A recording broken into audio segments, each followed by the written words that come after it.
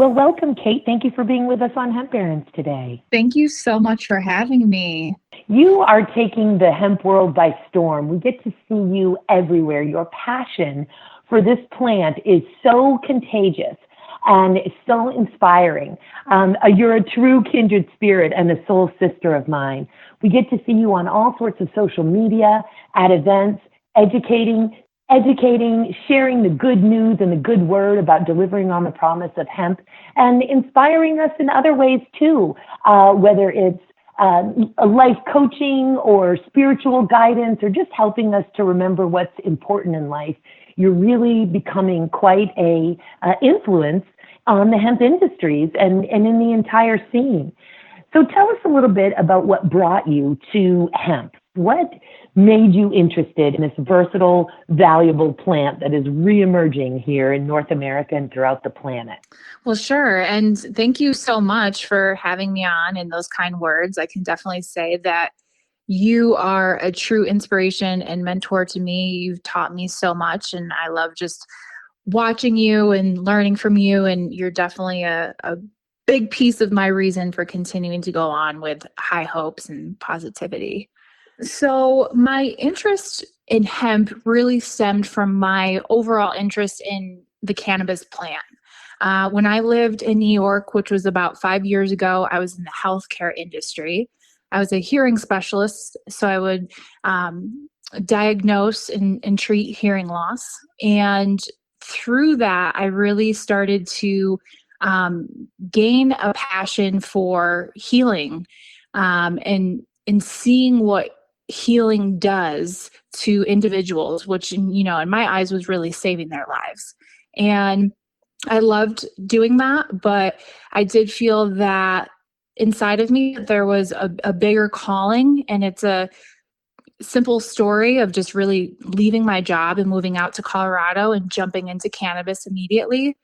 And immediately I did see how this plant was changing lives. And with the work of advocates and activists, the healing was definitely happening, and I was extremely touched. And so I did move out to Colorado to jump into the cannabis industry, but I didn't realize what a turn my view and connection to the plant would take.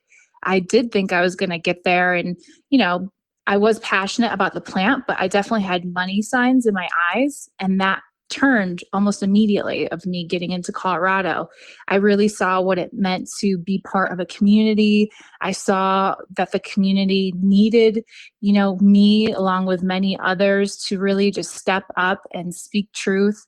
And within, I would say, probably a month or two of me moving out to Colorado and getting into the industry, I fell upon a hemp meetup, and there were a bunch of hempsters within the building. It was definitely a different crowd from your marijuana and cannabis industry crowd, and I was connecting and resonating with them in a different way. I remember someone came up to me with a hemp business card, and I was pretty much mind blown. I was like, wow, hemp can make a business card. I was really like wowed by that. And there were other objects that were handed to me within that meetup that were other wow, taken back moments. And I really started learning more about the plant on an industrial side. Prior to that, my thoughts about hemp were kind of the stereotypical stigmatized views where it's just like rope or baggy clothing that isn't attractive and looks like a potato sack. I knew it came from cannabis, but I didn't realize the full potential of hemp. And so, yeah, that's really kind of where it started, and it just absolutely took off from there. I feel like the plant kind of took over and is using me as a vessel on this planet. And I just continue to learn every day and fell absolutely in love with the movement and the plant and the people around it. It's amazing. Once it hits you, the knowledge hits you, it's almost like these light encoded filaments connecting and turning on in your brain throughout your body. And it's just an amazing explosion of awareness and inspiration, because, as I often say on the show, the U.S. government, who really was the bully throughout the rest of the planet, along with other governments, didn't want to just take the plant away from our consciousness. It sought to, and for many decades effectively, removed all knowledge of the plant from our consciousness. And so when that happens to us, and it's something that we and humanity clearly has a very special relationship with the cannabis plant, the endocannabinoid system, of course, being proof positive of that. We have this system in our bodies, these cannabinoid receptors, this ECS or endocannabinoid system that's responsible for regulating homeostasis, for goodness sake. And homeostasis is what regulates all of the systems of our body. So we have this tremendous ethnobotanical relationship with this plant. And when we have no awareness as full-grown adults, educated at different levels, some highly, highly educated, and all of a sudden this information comes to you that you've been literally deprived of, it's just an amazing experience. And it doesn't surprise me a bit that you remember that day very, very well, in the same way that I remember the day that I received a flyer at a Grateful Dead show in Foxborough, Massachusetts in the spring of 1990 with excerpts from The Emperor Wears No Clothes. Just a one-page flyer that taught about hemp, the environmental benefits of it, brief U.S. history and world history of it, all of the things that you can do with it. Oh, and P.S., it's against the law to plant a seed or even to own a viable seed. And I remember how I felt that day, and even reciting the story now, I still get chills and get goosebumps, because I just remember the effect that had on me, and that it really changed the trajectory of my life.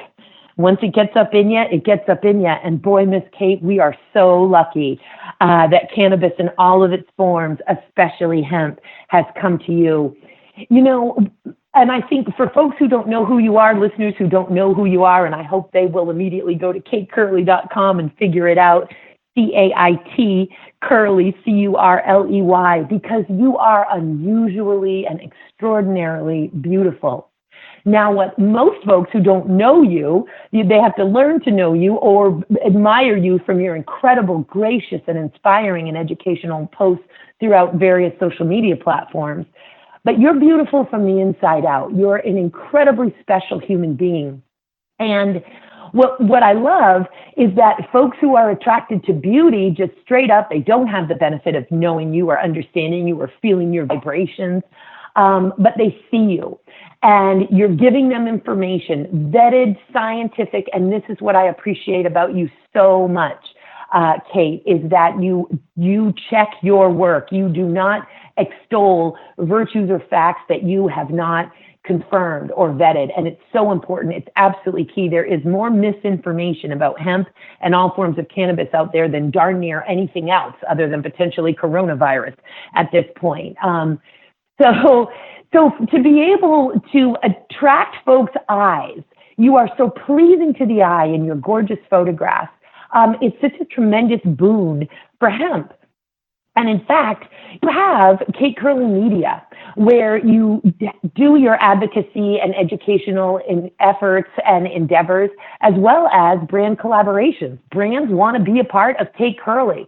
Can you tell us a little bit about how that started and what you do and how brands can get connected with you? And before everyone gets too excited, it's not automatic. Cait doesn't live for the mighty dollar. She lives for integrity. So not every brand gets to be with the Cait Curley Media, but tell us a little bit about it and what brands can do to be connected with you. Yeah, well, thank you so much for all of these kind words. I really appreciate it, and it means so much coming from you to hear this, because again, you definitely are a huge mentor, hero, and sister to me. So I really appreciate you saying all those sweet things. And so, as I had said before, I was in the healthcare industry about 5 years ago, and I was extremely private. as it was asked upon my employer to be so. And also, I really didn't want my patients finding any information about me, anyways, as it was a really professional setting. So, any form of social media, if you tried to find me, if you really tried hard to find me on social media 5 years ago, you still wouldn't be able to find anything about me. So, when I moved to Colorado and I saw the industry and its strengths and weaknesses and the holes that kind of needed to be filled, I saw that a strength that was, working for the industry was social media. It has been such an incredible platform to connect and educate the masses. Although most social media platforms are still pretty harsh on the cannabis and hemp industry, in a sense, blocking them out and suppressing them, it's still such a powerful tool for the community to connect. So I really began my involvement with social media slowly but surely, kind of coming out of the closet. There were a good amount of people that knew I was a consumer, but then there also was a lot of people that didn't know I was a consumer, and weren't really happy with my approach, with being honest and open about consuming. So that started to change in my life as well, where people were actively pushing against my advocacy for the plant. And I didn't really care. And I continued on with strengthening the message and becoming more and more involved with social media. And I did find a kind of a link between advocacy, education, and fashion and beauty. I had a lot of fun modeling while I was out here in Colorado. I kind of did a change of scenery, a change of life. Back before I went to school and became a hearing specialist, I was, I did some modeling, and I was a dancer for a huge portion of my life too. So in a sense, I was reopening this door that I had shut, and the creative artistic side of me. And I found that through modeling, I was creating art. I was creating a story behind what I had to say. And yeah, for whatever it was within the picture, whatever, captured someone's eye, it did kind of force them to read deeper into the picture, and therefore the caption, which did and does have some meaningful content. So I saw that it was working. Some of my videos and photos were starting to go viral. And I just was like, okay, I think I'm starting to find a place that I'm really assisting the community, assisting education and advocacy. And I'm loving what I'm doing, creating this piece of art, putting it out there, getting a reaction, if it's happy, if it's sad, if it's, knowledge. I'm changing perceptions and mindsets and lives in that sense.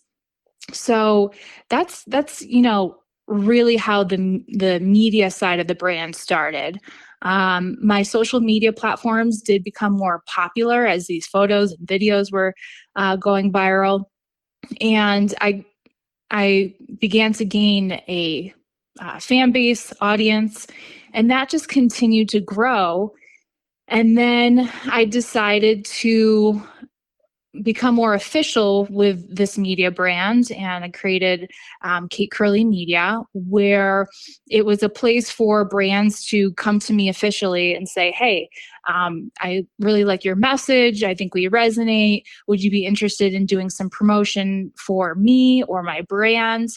And there is a vetting process, and then based on the results of that vetting process, it's a yes or no. So this technically in the marketing world is called influencer marketing. And then I don't call myself an expert, but I definitely did learn the ins and outs of social media, especially within the hemp and cannabis industry, how that works, what is allowed, what isn't allowed. And I started managing other social media brands, or I should say hemp and cannabis brands. I was managing their social media as a side hustle. And I still do that to this day. There's about 8 brands that I manage social media for.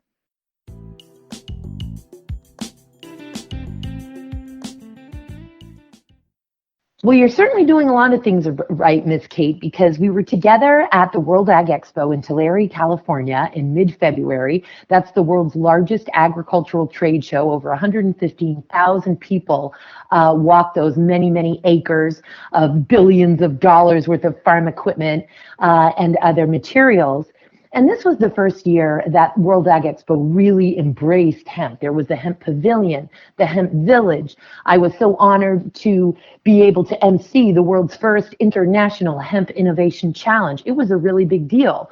And then 4Media, which is a cutting edge intelligence and digital media company and research company, named you as the #1 influencer for John Deere in the month of March. So boy, are you doing something right and influencing folks right on the heels of your incredible presence and participation at World Ag Expo. Boom, we've got John Deere the next month where you're the #1 influencer online. Just so amazing. Now, I also know that Cait Curley's shop is on its way, something that you're developing and working on, where you'll be able to and will be able to buy the products of those vetted brands, the products you love so much that have made it through your muster and that you want to share with other people. So we're definitely going to be looking out for that. Now, you travel extensively. You live a charmed life, Miss Cait.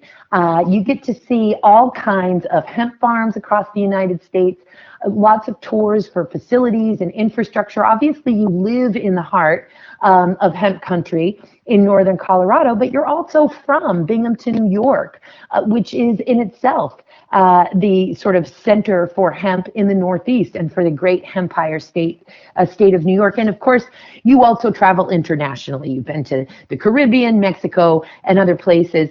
Tell us a little bit about your trip to Tulum, what you saw in Tulum, Mexico, and also to the Virgin Islands, the British Virgin Islands. And then let's get to some things that are exciting here in the United States. Yeah. Oh, yes, I definitely have, I've placed myself in the heart of the hemp industry. I'm so lucky to have the friends and, peers that I do. I usually say that I know a little about a lot of things in cannabis and hemp. And if I don't know the answer, I have a friend that absolutely does. And so I have been doing some traveling. I had a pretty full schedule this year until the coronavirus hit. But luckily before that, in January and February and a little bit of March, I did quite a bit of traveling. One of those locations was the British Virgin Islands. And so my friends and I had a bit of a unfortunate situation, but it turned out to be a blessed situation where we missed the ferry from one island to the other where we were staying. And it forced us to stay with a gentleman that was a friend of a friend. And he picked us up and said, well, ladies, I know that you're in the cannabis and hemp space. I happen to know the individuals that just created and launched the first CBD and hemp store in the islands. Would you like to go see this? And we said, of course. So it was a random yet historic moment for me to be able to walk into this shop, the first hemp and CBD shop on St. Thomas. And I think it really was considered the first within the islands down there as well. And to be able to just be face to face with the owners and have conversation with them. Of course, they've had so many challenges, but it was really beautiful to see their smiles and their hope and positivity for all that the store can bring, not only to, the humans walking in and out, but the islands themselves. That was really amazing. And then Tulum was a magical place of its own. There's so much to that trip and the stories, but one of the most amazing things there was being able to visit the tallest all-natural building on the continent. And this building was made of coconut, bamboo, and hempcrete.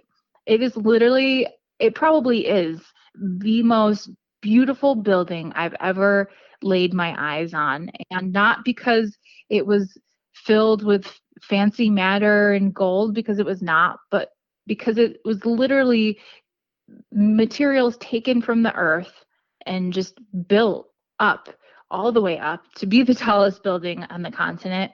And it was overlooking the beautiful jungle. It's just incredible to be sitting within a home of all those beautiful natural properties for the people living within it, and then the ground that it was standing on.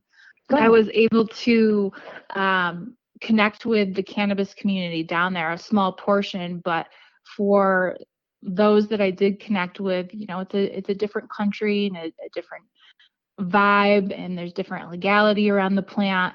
But it's just always so amazing to see these people and, connect under the same thoughts and beliefs that it should be a free plant and that, it is the tree of life. Amazing experience to be able to see that building. That's, hempcrete and natural building and hemp building materials are one of the many things that you and I have in common.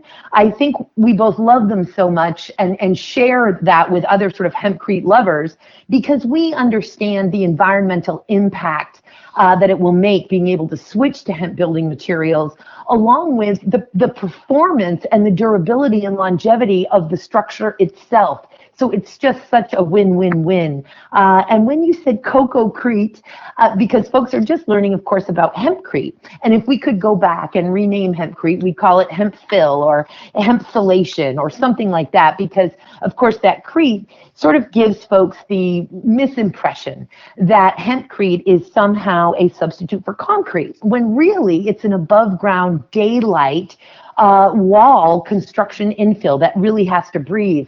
And what we love about using what's local, what's near you, and we don't want to have a huge carbon footprint in terms of importing materials. So what is there in the Caribbean? What is there in South America? There's a whole lot of coconuts. And so if we're talking about using a cellulose to mix with lime, because hempcrete is hemp hurd, the inner woody core of the plant, and then a very special kind of lime. It's not your basic agricultural lime. It's a type N hydrated, high calcium dolomitic lime, and water. But you can make these construction infills. It doesn't have to be with hemp. Hemp is simply the superior cellulose in which to use because of its cellulosic makeup, its high silica content, all of those things. But you can also use coconut shreds. And so that's what, when you said coco-crete, so we're talking about hemp mixed with lime and water, the hemp herds, as well as coconut, the outer coconut cellulose mixed with lime and water. Just so incredible. Can you tell us anything else about that building that struck you? Any of the other sort of environmental amenities or methodologies that it used in its construction, or even the kind of textiles that you saw?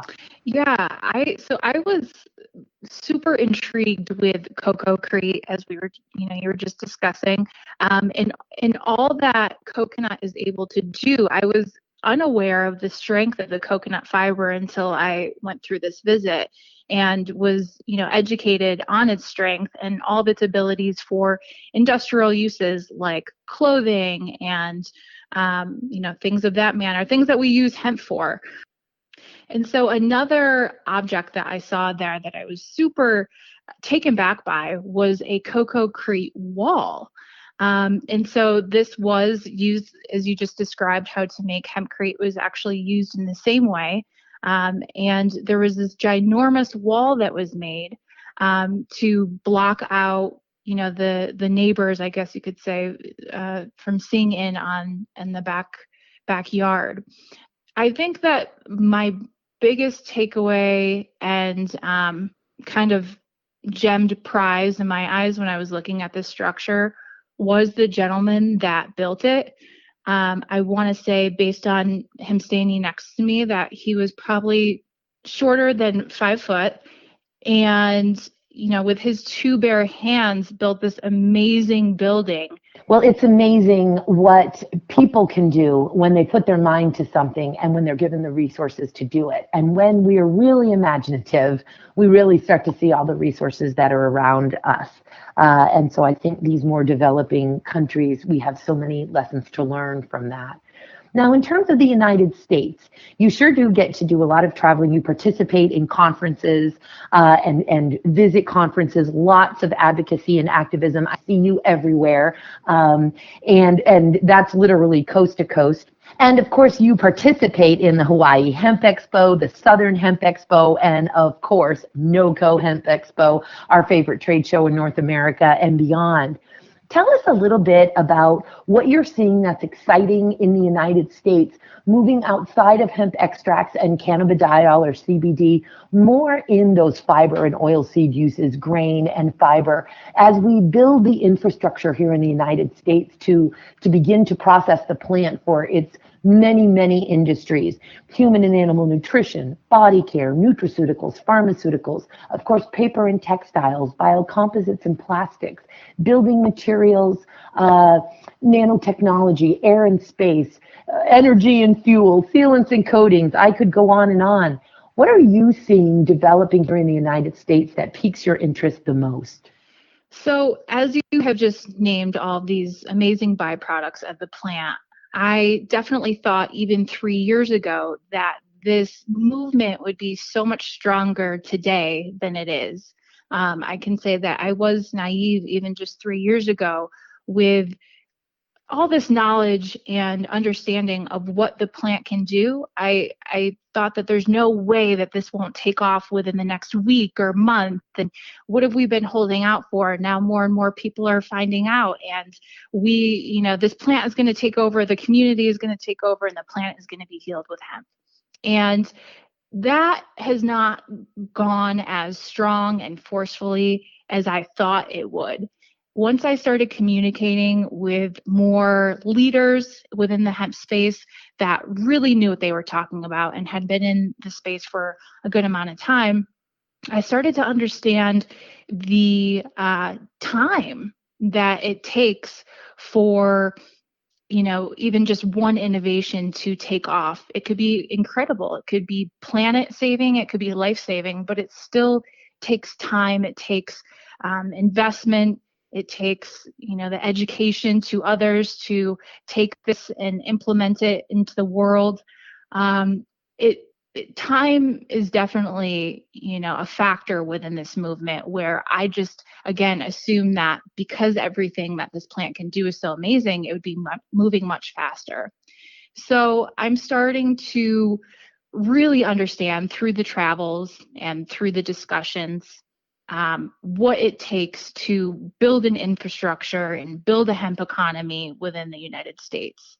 And as it is slow but surely, I am seeing quite a few amazing things happen and take place. And I'll just talk about current things, as there are so many.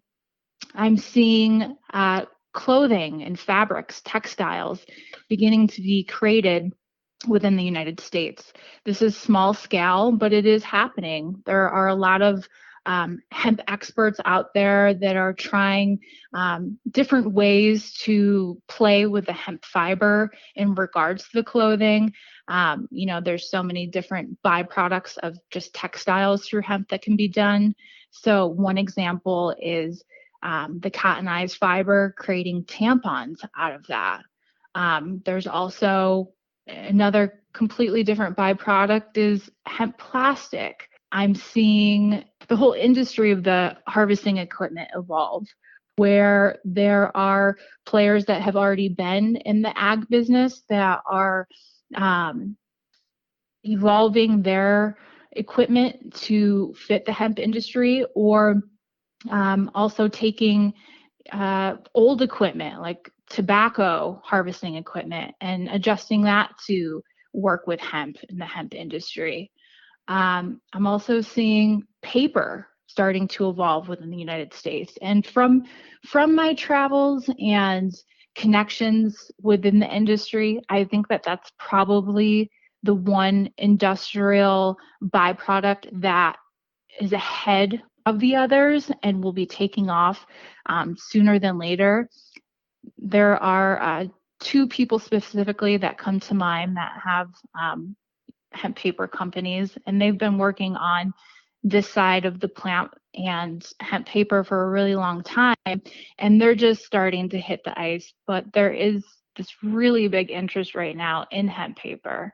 And so I think that out of everything I'm seeing, that's probably the top player that will move forward before other byproducts like the textiles.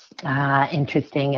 And of course, we always say co-products, because hemp is just, we can use that whole plant for all of the many things. And I think, paper's a huge demand, obviously. And as we talk about at the show, when the opportunity presents itself, paper made from wood, what a ridiculous invention is that, based on a patent.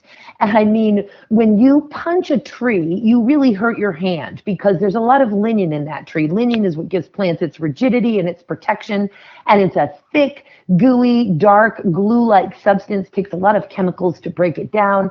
And then you're left with this dark brown pulp that then you have to use bleach and dioxins, which further poison the water table, so that we get a paper that we can write on, all in the name of wood cellulose, because somebody wanted to make money on it, when, of course, hemp was what most of the paper supply was made from, of course, for thousands of years. Papyrus, hemp, the Declaration of Independence, the very first draft of it, of course, like most important documents, the final draft was on skin so that it could last longer, but that very first draft was on hemp paper. You punch a hemp plant, you're not going to hurt your hand. There's far less lignin in a hemp plant than there is in a tree. So we don't need all of those chemicals to break it down. We do not need to use bleach to make it so that we can see what we're writing on. We all just need to get used to nice cream-colored paper. And when manufactured responsibly, it's an acid-free paper that can be recycled 100 more times than wood paper. And as we know from our own USDA's research in 1916, Leicester Dewey's and the USDA bulletin number 404, we can get 4 times more paper from an acre of hemp than we can an acre of trees over a 20-year period. So much exciting stuff that's happening in the United States. And does my heart go out, sister? And as you've come to learn, so many people have lost their fortunes being dedicated to this plant and their innovations and their inventions, their homes, their equity, their retirement funds, every penny that they've worked on. But when the plant, when you're inspired by it, you just keep working. And yes, it's amazing. Things can be invented that will save the entire world, that are efficient, that are economical, that are superior. But without all of the stars aligning and the funding in place and the correct representation, it doesn't develop or go any further than that. And hemp seems to collect some of the most dedicated, brilliant, inspired planetary healers. And it's just so wonderful to watch all of this unfold now that hemp has reclaimed its place in the broad light of day with all of America's other agricultural commodities as a result of the 2018 Farm Bill.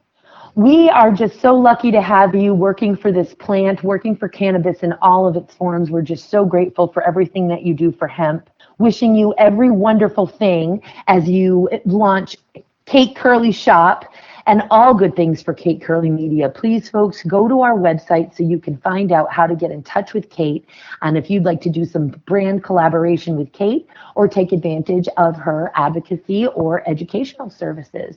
Miss Cait, I cannot wait till our events start up again so I get to spend time with you in person. I haven't seen you for, I think, 3 whole weeks now, and that's a long time for us, gal. I miss you. I miss you back. So we're just wishing you everything good. And I also can't wait to see how your Cait Curley world unfolds and the many, many impressions that you're going to continue to make as you spread the good word of hemp in the beautiful, integral way that you do. Thank you for everything you do, Cait. Thank you so much. Thank you for inspiring me. Thank you for having me on. And I'm definitely excited to continue on and honor the plant and do what I can. Thank you back. So lucky to have you. Bye-bye, Cait.